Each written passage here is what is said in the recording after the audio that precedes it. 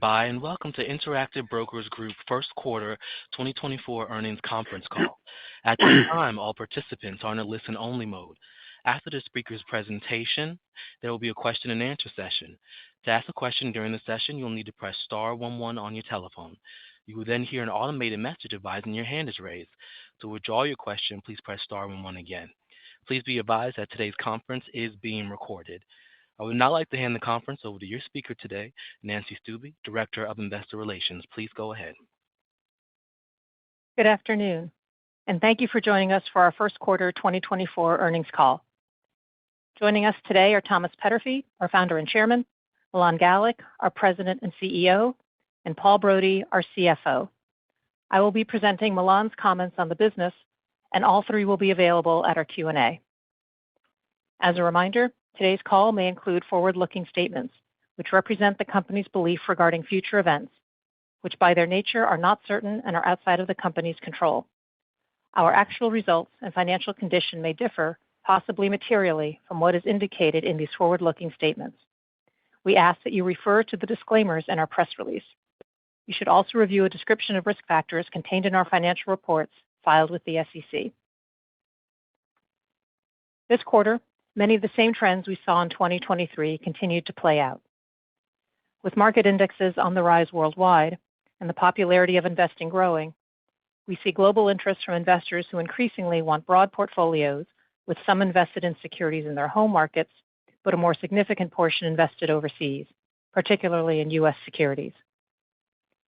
Product-wise, industry options contract volumes, both individual securities and 0DTE, were up as their popularity continued.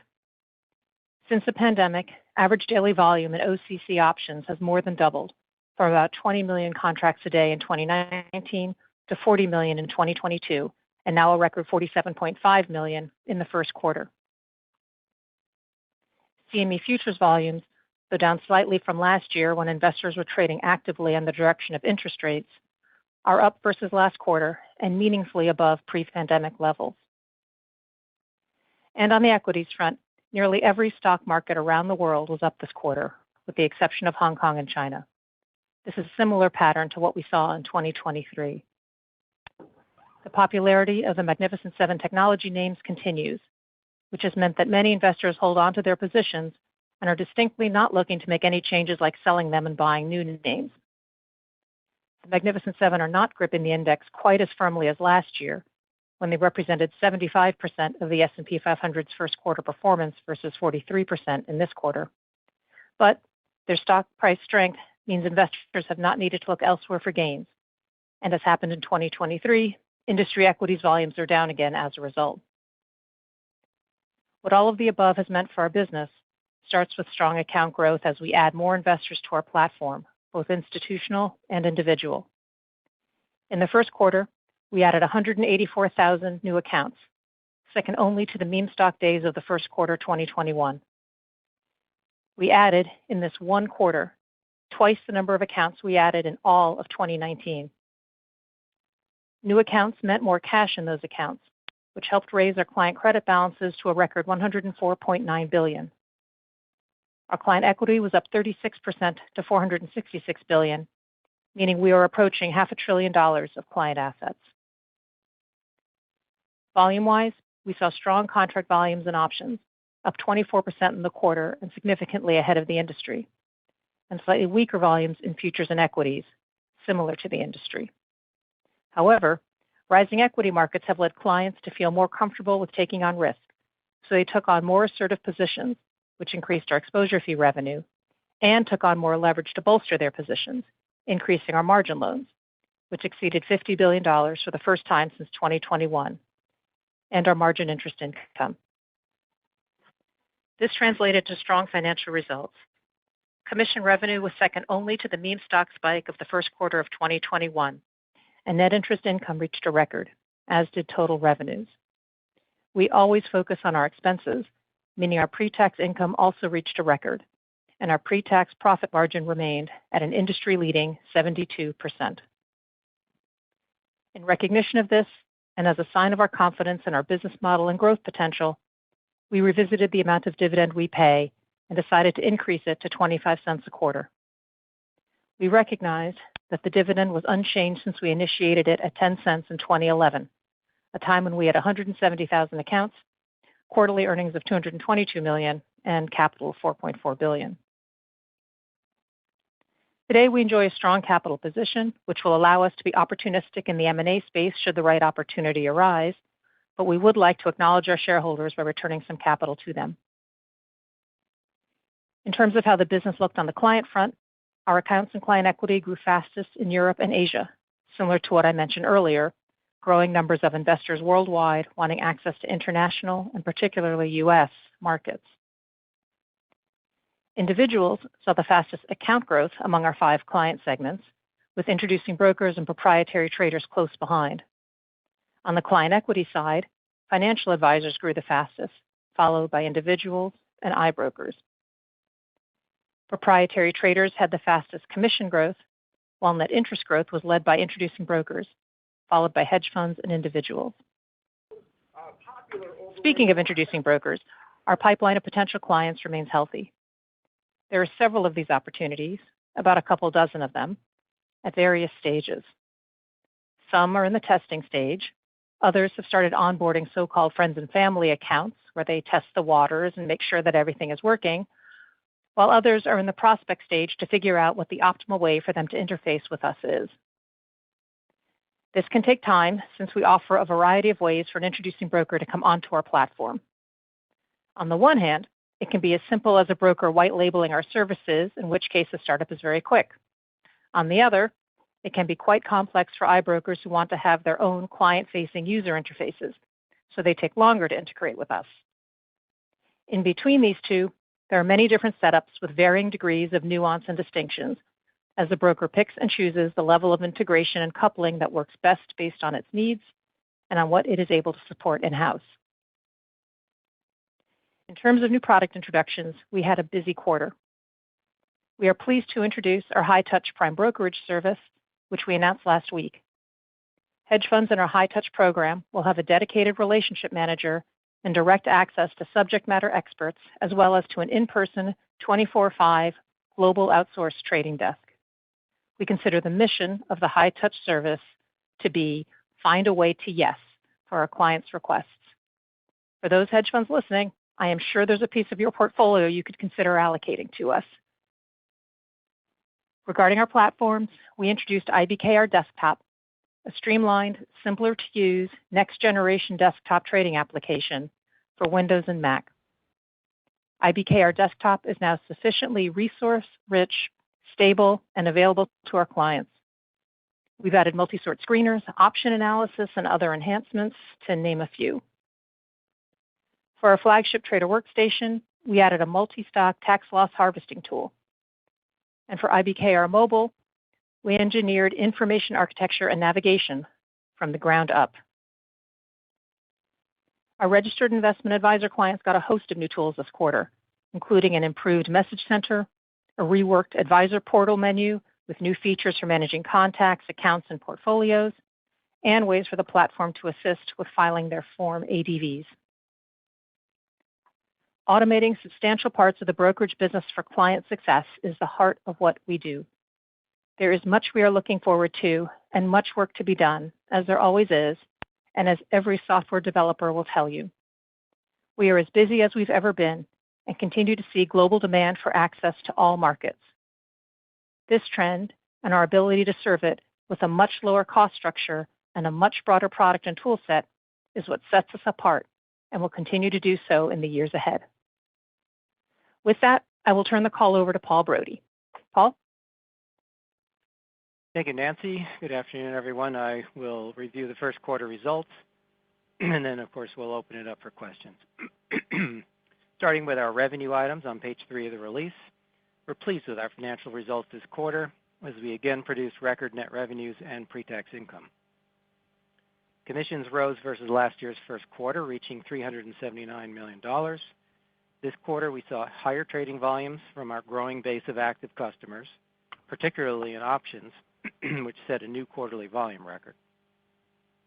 Net interest income also reached a quarterly record of $747 million, reflecting a risk-on environment in the quarter versus last year that led to more margin borrowing as well as higher yields on our margin loans and segregated cash portfolio. These were partially offset by the higher interest paid to our customers on their cash balances. Interactive Brokers passes through to them all rate hikes above the first 50 basis points on their qualified funds, which makes us attractive compared to other brokers and banks and competitive with money market funds. Other fees and services generated $59 million, up 37% from the prior year, driven by the risk-on positioning of customers in the quarter. As we report in the financial highlights on page 1 of our earnings release, the primary factor was an increase in risk exposure fees with a contribution from FDIC sweep fees as well. Other income includes gains and losses on our investments, our currency diversification strategy, and principal transactions. Note that many of these non-core items are excluded in our adjusted earnings, and without these excluded items, other income was $31 million for the quarter. Turning to expenses, execution, clearing, and distribution costs were at $101 million in the quarter, up 6% over the year-ago quarter on higher volumes in options, which carry higher fees. As a percent of commission revenues, execution and clearing costs were 21% in the first quarter for a gross transactional profit margin of 79%. We calculate this by excluding from execution, clearing, and distribution $21 million of non-transaction-based costs, predominantly market data, which do not have a direct commission revenue component. Compensation and benefits expense was $145 million for the quarter, for a ratio of compensation expense to adjusted net revenues of 12%, down slightly from last year's quarter. We remain focused on expense discipline, as reflected in our slowing the staff increase to 3% over the prior year. Our headcount at March 31st was 2,956. G&A expenses were $50 million, up from the year-ago quarter on higher advertising and legal expenses. Our pre-tax margin was 72% for the quarter. Income taxes of $71 million reflects the sum of the public company's $36 million and the operating company's $35 million. The public company's adjusted effective tax rate was 17.2%, within its usual range and similar to the prior year. Moving to our balance sheet on page 5 of the release, the consistent strength of our business and our healthy balance sheet supports our raising the dividend from 40 cents per year to $1, returning capital to shareholders while still maintaining an ample capital base for the current business and future opportunities. Our total assets ended the quarter 11% higher at $132 billion, with growth driven by margin lending to both new and existing customers. We continue to have no long-term debt. We maintain a balance sheet geared towards supporting growth in our existing business and helping us win new business by demonstrating our strength to prospective clients and partners. In our operating data on pages 6 and 7, our contract volumes in options for all customers rose 24% over the prior year quarter, well above industry growth. Futures contract volumes and stock share volumes declined as they did across the industry.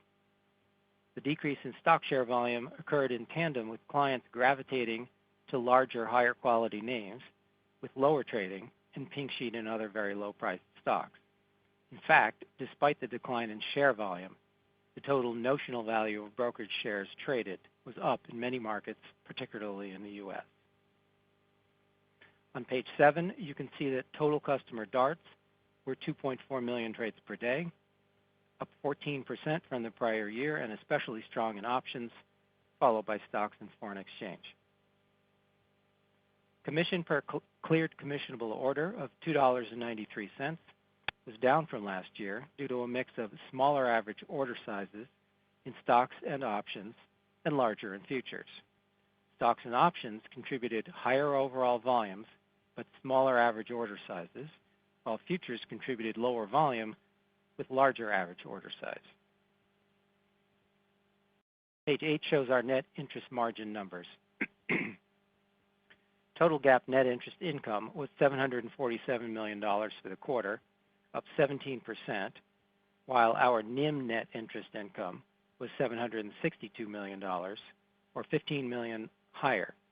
In the NIM computation, we include some income that for GAAP purposes is classified as other fees or other income, but we believe it's more appropriately considered interest. Our net interest income reflects strength in margin loan and segregated cash interest, partially offset by higher interest expense on customer cash balances. Most central banks around the world, including the Federal Reserve, held interest rates steady this quarter. Exceptions included a rate rise in Japan from negative 10 basis points to 0 to positive 10 basis points, and a 25 basis point rate cut in the Swiss franc benchmark. Reflecting the rise in benchmark rates over the year, our segregated cash interest income rose 26% on a 2% increase in average balances, while margin loan interest rose by 42% on a 19% increase in average balances. The average duration of our portfolio remained at less than 30 days. With the U.S. dollar yield curve continuing to be inverted, we have been maximizing what we earn by focusing on higher short-term yields, rather than accept the significantly lower yields of longer maturities. This strategy allows us to maintain a relatively tight maturity match between our assets and liabilities. Securities lending net interest has not been as strong as in prior quarters for three main reasons. First, throughout the industry, overall demand for shorting stocks has fallen. An extremely strong stock market, up in the U.S. nearly 30% in the past year and 10% in the first quarter alone, means fewer people are looking to put on shorts when the overall market trend is so soundly upward. Second, there are fewer hard-to-borrow names industry-wide, not only because the overall market is rising sharply, but also due to weakness in some of the drivers relevant to securities lending, including significantly fewer IPOs, low market volatility, and less merger and acquisition activity. Finally, as noted on previous calls, higher average interest rates versus prior year periods means more of what we earn from securities lending is classified as interest on segregated cash. To more accurately compare our securities lending revenue with last year, we estimate that if the additional interest earned on cash collateral were reported under securities borrowed and loaned, it would have been $12 million higher, or $38 million. Interest on customer credit balances, the interest we pay to our customers on the cash in their accounts, rose on both higher rates in nearly all currencies and higher balances from new account growth. As we have noted many times in the past, the higher interest rates we pay on customer cash, currently 4.83% on qualified U.S. dollar balances, is a significant driver of new customers. Fully rate-sensitive customer balances were about $18.5 billion this quarter versus $17.2 billion in the year-ago quarter. And firm equity, most of which consists of interest-earning assets, increased 20% over the prior year. Now, for our estimates of the impact of changes in rates, given market expectations of rate cuts sometime in 2024, we estimate the effect of a 25 basis point decrease in the benchmark Fed funds rate to be a $58 million reduction in annual net interest income. Note that our starting point for this estimate is March 31st, with the Fed funds effective rate at 5.33% and balances as of that date. Any growth in our balance sheet and interest-earning assets would reduce this impact. About 25% of our customer cash balances is not in U.S. dollars, so estimates of a U.S. rate change exclude those currencies. We estimate the effect of decreases in all of the relevant non-USD benchmark rates would reduce annual net interest income by $18 million for each 25 basis point decrease in those benchmarks. At a high level, a full 1% decrease in all the benchmark rates would decrease our annual net interest income by about $304 million. This takes into account rate-sensitive customer balances and firm equity. In conclusion, we started the year with another financially strong quarter in net revenues and pre-tax margin, reflecting our continued ability to grow our customer base and deliver on our core value proposition to customers while scaling the business. We raised our dividend in recognition of our financial strength. Our business strategy continues to be effective, automating as much of the brokerage business as possible and expanding what we offer while minimizing what we charge. With that, I'll turn it over to the moderator, and we'll open up the line for questions. And thank you. As a reminder, to ask a question, please press star 11 on your telephone and wait for your name to be announced. To withdraw your question, please press star 11 again. Please stand by while we compile the Q&A roster. One moment for our first question. And our first question comes from Craig Siegenthaler from Bank of America. Your line is now open. Thanks. Good evening, everyone. I wanted to start with capital management with the dividend hike. The dividend payout is still just 15% of profits, and you have upwards of $15 billion of equity capital, and this is growing each quarter. So what should our read-through be on the increase? Should we expect additional increases as profits grow each year? And is this somewhat related to a lack of M&A opportunities following the two deals that broke down that you highlighted on the 4Q call in January? Thanks for the question. So the $15 billion equity, what you have to take into consideration is that a lot of that capital is needed to run the business. So what remains as usable for M&A is significantly smaller. Now, for the dividend, we are happy with the number that we came up with.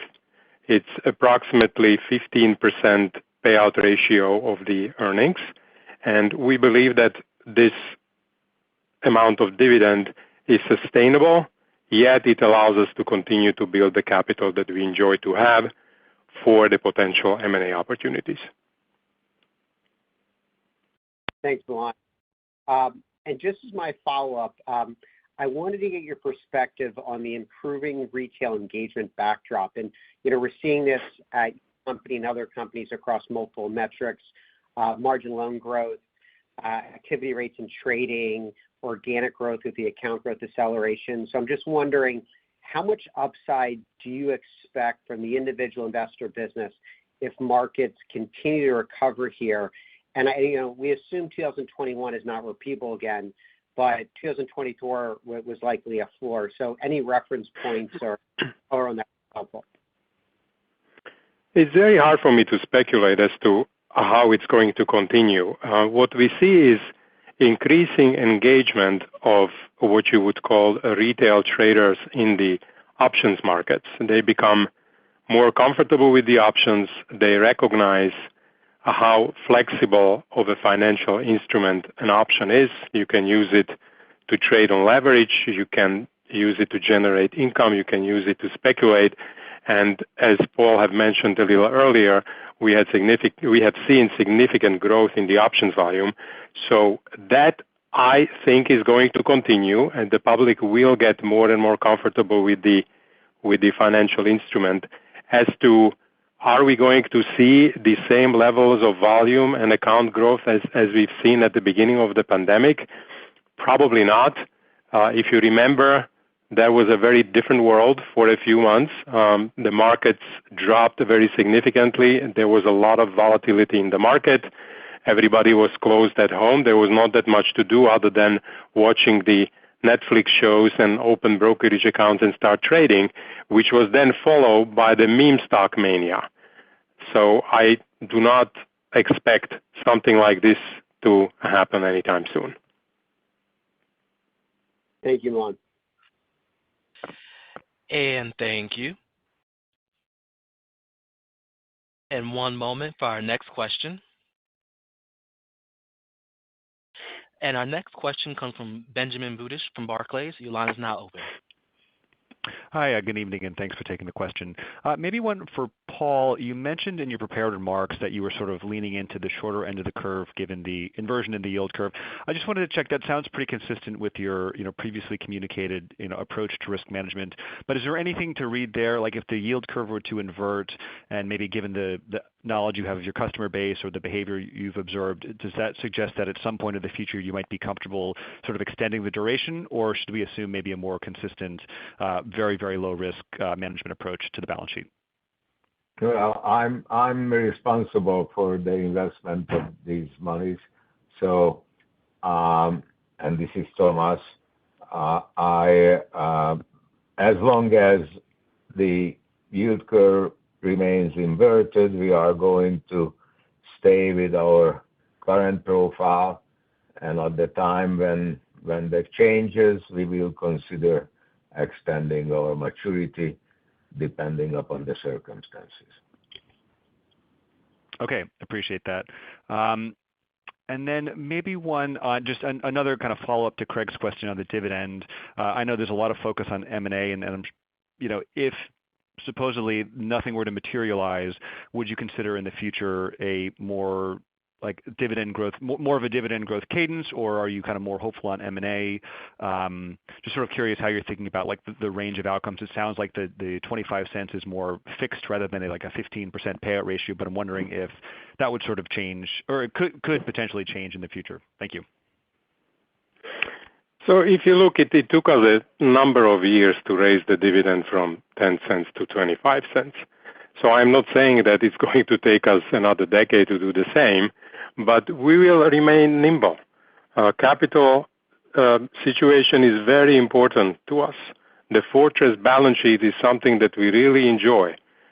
We believe that it attracts the institutional clients. They see a healthy company, despite that we do not have 150-year-long history like some of our big competitors in the hedge fund space. We believe that this rock-solid capital position is attractive to the investors and clients. So we would like to maintain it. So this $1 per year dividend, I think, strikes a good balance. So for now, I think this is it. All right. I appreciate that very much. Thank you so much. And thank you. And one moment for our next question. And our next question comes from James Yarrow from Goldman Sachs. Your line is now open. Good afternoon, and thanks for taking my question. My first one's on account growth. Accounts grew 25% year on year in the first quarter, and I found the comments on the fact that you're working with a number of iBrokers to potentially add to the platform over time quite interesting. In light of this, maybe you could just comment on how sustainable you view this recent account growth, and maybe, if not, maybe you could just break down what customer types or geographies are driving the stronger growth versus a few quarters ago. The strongest segment in terms of number of new accounts was the individual accounts, just like it happened in the last quarter of last year. After that, it was the introducing brokers. Now, introducing brokers are a very important segment because they help us attract accounts in their local jurisdictions that may be less sophisticated accounts than the ones that come to us directly. We think this is very sustainable. We continue to add tools to our platform. We have a pipeline of introducing brokers that has around 2 to 3 dozen different companies integrating with us as we speak. We have been talking about the 2 larger introducing brokers for a while, so we have already announced that the first one of them has been with us and is happily trading, and the second one has finally started operations. They are starting slowly with one single geographical location in the Middle East. They have opened a few dozen accounts so far. They are in the so-called friends and family mode, but they're going to be ramping it up. And what we are hoping to do with this global bank, one of the top 10 global banks out there, what we're hoping to do is we are hoping to integrate with them fast going forward so the new countries can be added. Now, what I have to do here is manage your expectations somewhat. We are dealing with a wealth management branch of a multinational bank that is basically starting a new business of attracting self-traders. So we are not talking about migrating a large number of accounts, but what we are hoping for is a healthy new business for this global bank that is going to be then gradually onboarding new accounts to us. Okay, that's very clear.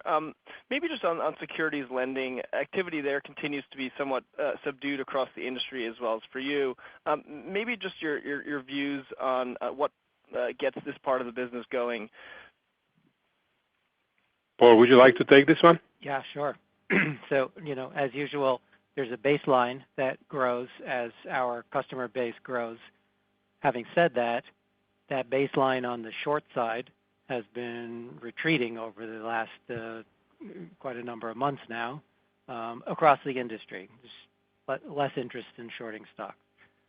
So that's on the one side. And then on the other, really, where we do quite well in lending stocks that are in great demand, the shorts drive that as well because we can only lend it to other people who are going short. So that tends to go down. And, we've built great tools for recognizing what the rates should be and taking advantage of them to the best we can.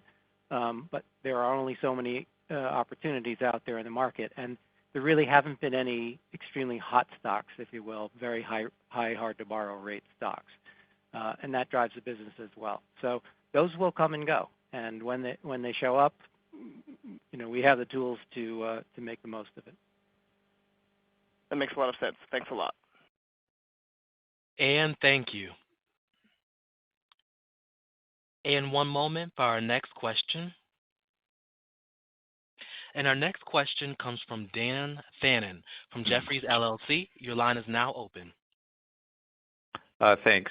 Just was curious in the quarter how many introducing brokers were onboarded to the platform. And then if you could talk about the 2 to 3 dozen, you clearly have some of the large, you mentioned some large global banks, but maybe just the average size as we think about that opportunity that's in the pipeline currently.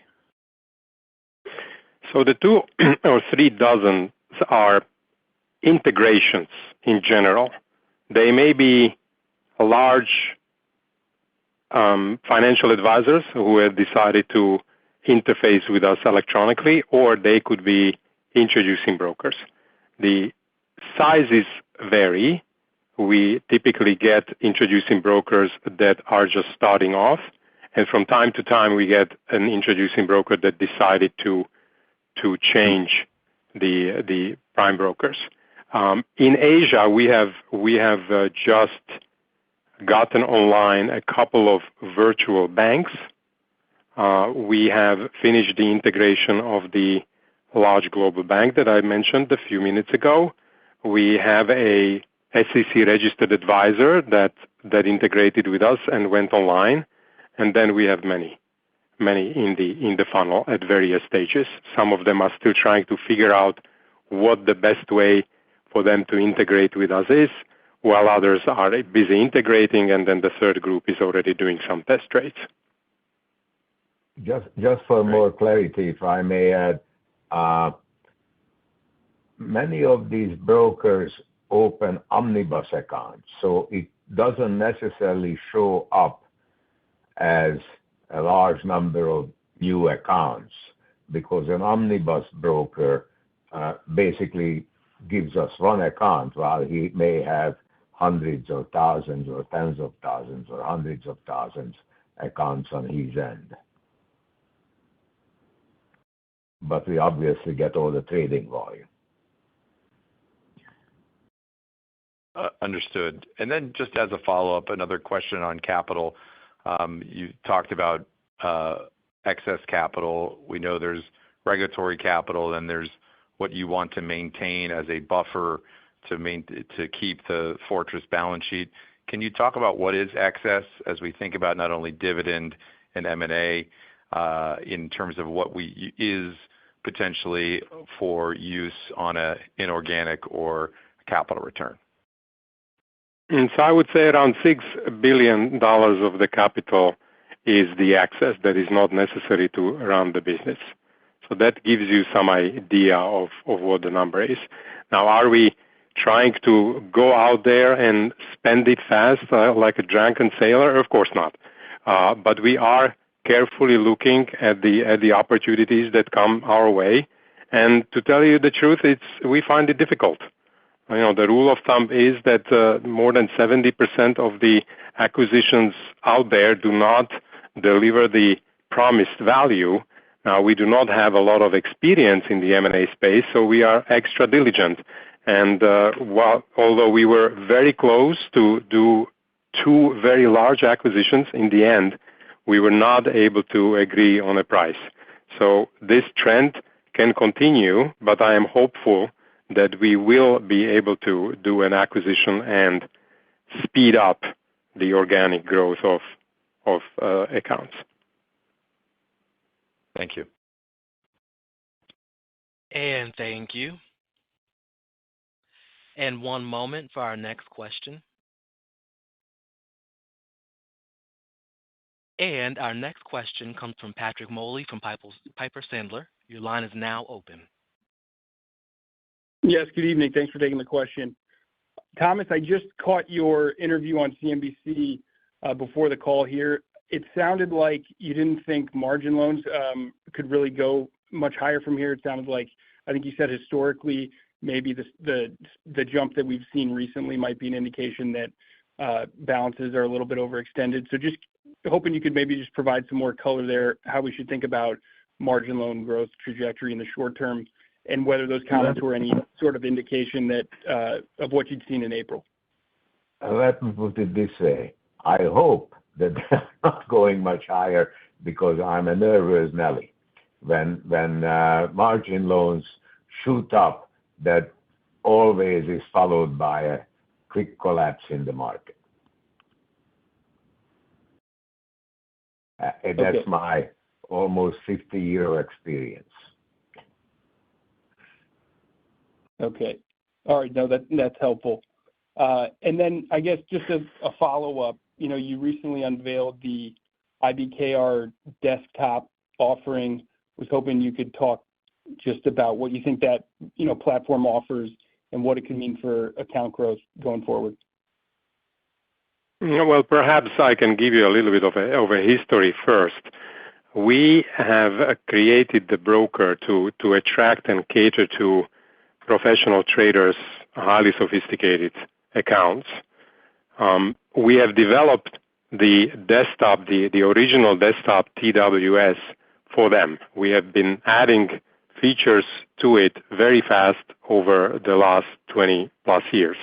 So we have a very mature platform that has all the capabilities a professional trader of any kind could wish for. Now, we made that platform available to everybody because our systems are highly scalable. We are very happy to take on accounts of any size.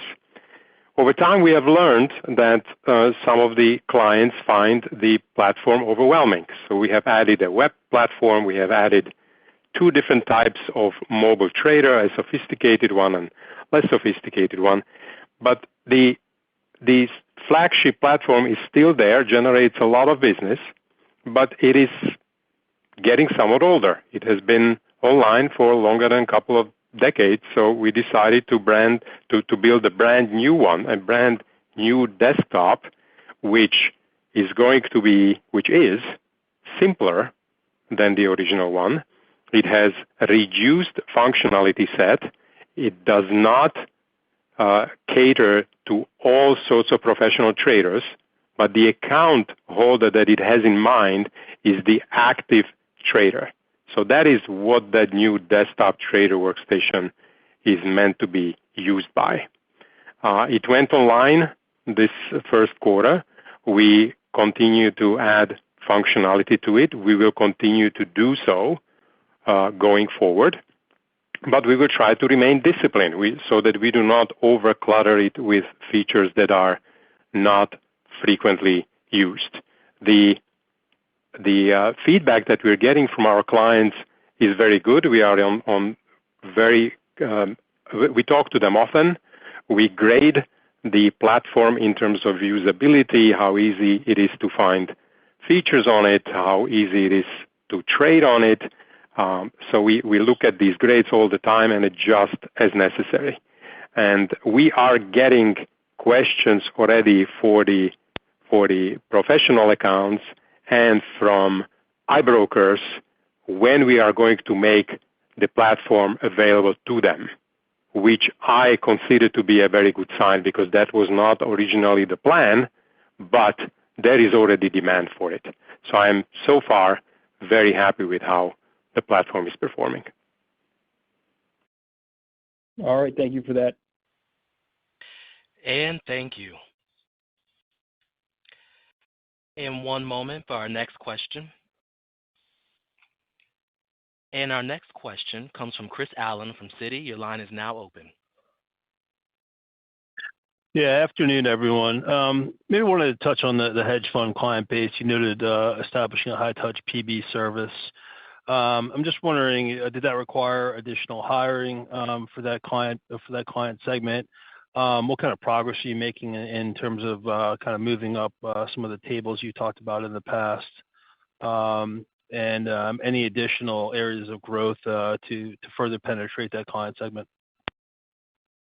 So this is brand new. We have really just announced it towards the end of last week, and we have notified the accounts, the 30 or so hedge funds that we have on the platform.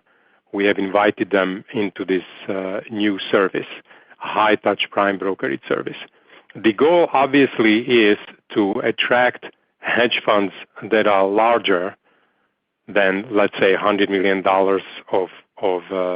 of equity, or to keep on our platform the ones that started small, but they have reached the assets level that would allow them to go to one of our larger competitors.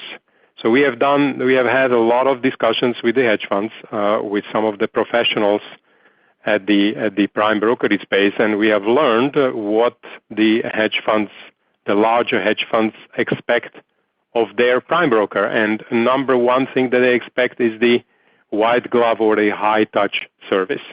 So that is what this offering is. The eligible hedge fund will have single point of contact and will receive elevated service from Interactive Brokers. As part of this service, we are establishing a 24/5 global outsourced trading desk for these clients. These clients will get access to subject matter experts from various supporting functional groups, compliance, risk, funds and banking, securities finance, and others. So we believe that they will find what they usually expect from the large competing brokers. So this was the first step that we are taking here, and over time we will see how well it's working.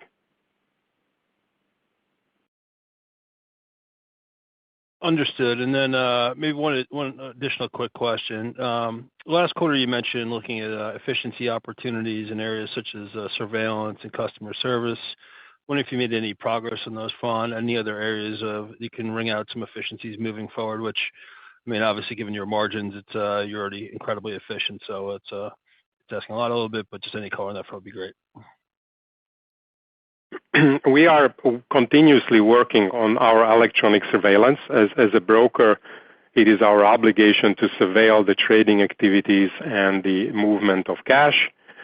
We built our systems in-house, even though a lot of our competitors use third-party software. We looked at a few different third-party software packages that are available. We found them too expensive and not really suitable for us because our business is global. So that is why we decided a few years ago to build our own.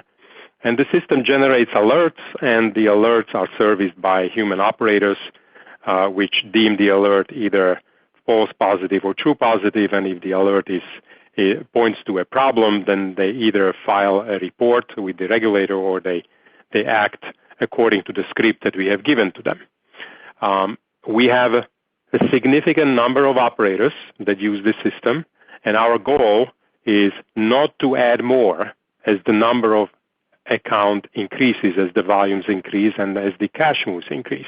So that is the goal. And now how we're going about it is continuously improving the platform, reducing the number of false positives, deploying some artificial intelligence techniques. So that is what we have been doing for the past year or so. Similarly, on the customer service, our goal is not to have to grow the employees that work for the customer service department in proportion with the number of new accounts that we add. Now, how are we exactly accomplishing that is that we are making the service self-service. We are trying to reduce the number of phone calls our customer service department receives, the number of chats, the number of tickets, but by making it very easy or much easier for our clients to find self-help through the platform that we give them. And here, again, we are using various techniques. Lately, we have dabbled into generative AI, and we are seeing good results. But this is a process that will continue, that we will always be working on. Understood. Thank you. And thank you. And one moment for our next question. And our next question comes from Kyle Voigt from KBW. Your line is now open. Hi, good evening. Milan, maybe just a follow-up on that prior question on efficiency. You noted harnessing AI, potentially on the customer service side. I guess any progress here in terms of, are you rolling out new generative AI, bots? Is that part of and is that really just to help your customer service reps, or is that directly going to be deployed to end users that are on the platform, retail users on the platform? And then on the revenue side, as it pertains to AI, is that being utilized by any of your clients at all in trading or deploying trading strategies? And just wondering if you think there could be a real revenue opportunity here as well. The first question was about who uses the AI capabilities that we have developed for customer service. It is both our customer service representatives as well as our clients. When they ask a question through our platform, we map the question that is in natural language into the most suitable set of documents that have the ability to answer that question, and then we apply some generative AI algorithms to the set of documents that we find, and we return an answer to the client. And something similar happens inside when the customer service representatives of Interactive Brokers uses the system. Now, as far as the trading using the AI, we do not yet have anything available for our clients in terms of the platform utilizing the AI, but we have discussions in-house, and we have some, I believe, good ideas that we're going to be working on going forward. Understood. And then just a follow-up on the expenses as well. You noted the headcount has slowed partially due to what you kind of just laid out. It's only up 2 or 3% year on year. It sounds like you're going to try to hold that roughly flattish or at least at a slower level looking forward. But when we think about compensation, it looks like that's up 10% in the first quarter. I think fixed expenses were up roughly 17% year on year. So I guess given some of the new initiatives like this high-touch prime brokerage offering, should we expect this divergence in kind of fixed expense growth versus the headcount growth to persist at least over the next few quarters? So the headcount growth is easier to keep in check. in terms of the compensations, we have to deal with a couple of different factors. One of them is the inflation. The lives are getting more expensive, and we have to pay our employees more. And also the talent, the really good talent, is getting more expensive. There are lots of tech and financial companies out there fighting for good talent, and we need to make sure that we keep the employees with Interactive Brokers, and we are able to attract the new ones. And the recent historical trend has been such that the prices of the human resources have been going up.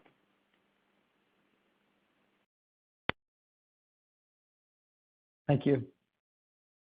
And thank you.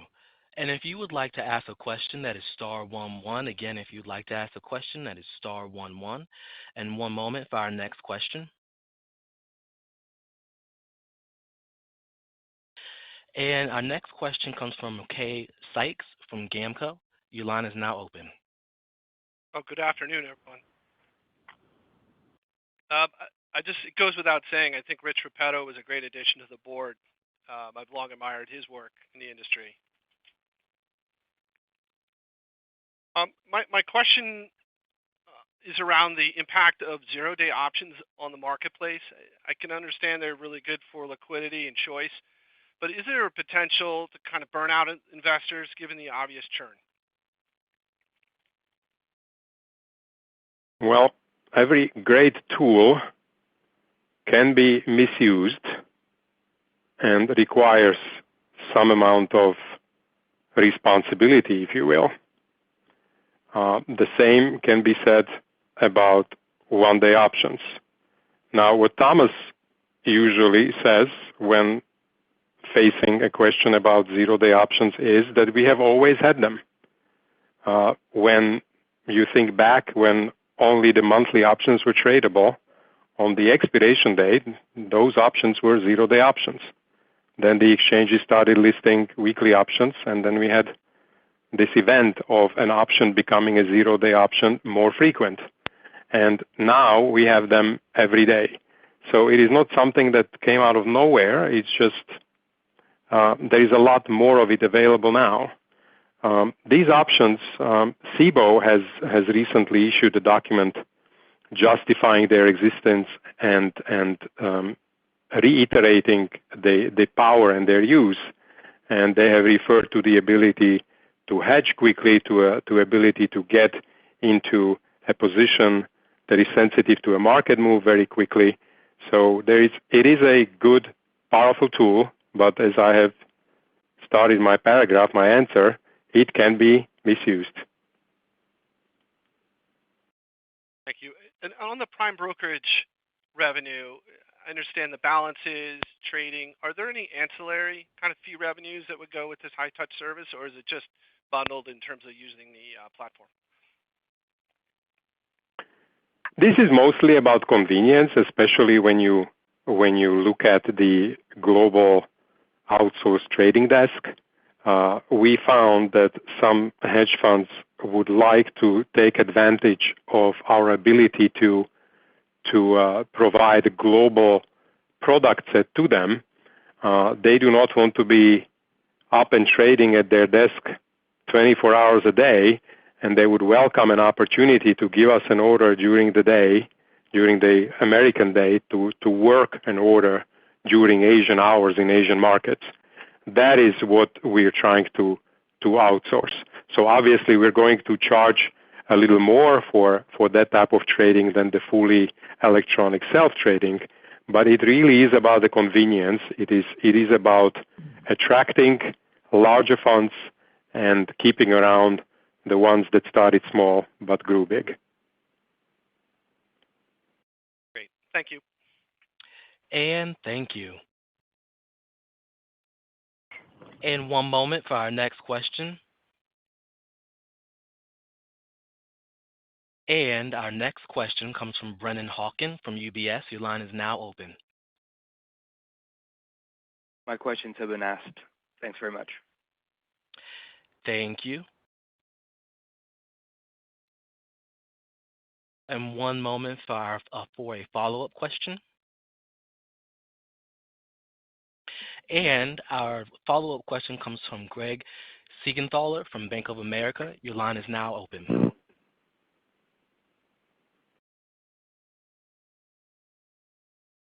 Greg, if your line's on mute, could you please unmute it? Hey, sorry about that. Thanks for taking the follow-up. So Kyle asked a similar question, but let me ask it a different way. On AI, do you think artificial intelligence could be a driver of the next leg of volume growth and potentially be a commission accelerator? And I'm curious how your clients are using AI to trade automatically today. Can it act as an accelerator? It absolutely can in the long run. Today, for a typical investor, it takes a while to decide what kind of a trade they want to do. There is usually some research involved, either fundamental or some technical analysis. Imagine in the future, you will have an AI engine available to you that is going to be able to quickly answer your questions, quickly do analysis for you, even recommend opportunities that you normally look at. So I believe that is going to accelerate the trading in the future. And as to your other question, how are our traders, our trading clients using the AI today? Maybe they have their own tools, but at the moment, we are not offering any AI-based trading tools to them, but in the future, we're planning to. Great. And I actually just have one more follow-up on 0DT SPX. This became a really big product last year. I'm just wondering if you can talk about which of your client segments you're seeing the highest penetration rates of 0DT. To tell you the truth, we do not look at it from the point of view of which client segment trades them the most. For a very simple reason, it does not make a lot of a difference to us. We charge our public, transparent commission to all segments the same way. So for that reason, we are not really focusing on that. But I would tell you that just from reading newspapers out there, the zero-dated options, they became a phenomenon that is participated on by the retail clients. So I would say it's both the professionals and the retail. Milan, thank you very much. Have a good evening. Thank you. And thank you. And one moment for another follow-up. And our follow-up is Kyle Vogt from KBW. Thanks for taking my follow-up. Just a modeling follow-up for Paul. When we look on an adjusted basis, the other income line of $31 million came in higher than expected. Was that increase in that line specifically mostly driven by better market-making activity? And then in the footnotes, I also believe you disclosed there was roughly $9 million of interest-like income that flowed through that line specifically. That is included in your NII walk, but it ends up in that other income bucket on the income statement. Is that just interest income on capital that's deployed for the market-making business, or is that being generated by something else? Right. To the second question first, yes, it's a shift. Sometimes we invest our house capital in instruments that don't generate interest from a GAAP accounting standpoint, and they end up being reported in other income. So yes to that point. And also yes to trading activities produced a better result this year than certainly in last year's quarter, and somewhat better than in the fourth quarter as well. So we're not unhappy with our very small remaining market-making operations. And is that operation mostly focused in the U.S. or internationally? Can you just remind us what that has kind of exposure to modeling? Yeah, we operate in India and in Hong Kong. Great. Thank you very much. And thank you. I am showing no further questions. I would now like to turn the call back over to Nancy Stuebe for closing remarks. Thank you, everyone, for participating today. As a reminder, this call will be available for replay on our website, and we will also be posting a clean version of our transcript on the site tomorrow. Thank you again, and we will talk to you next quarter end. Thank you. This concludes today's conference call. Thank you for participating. You may now disconnect.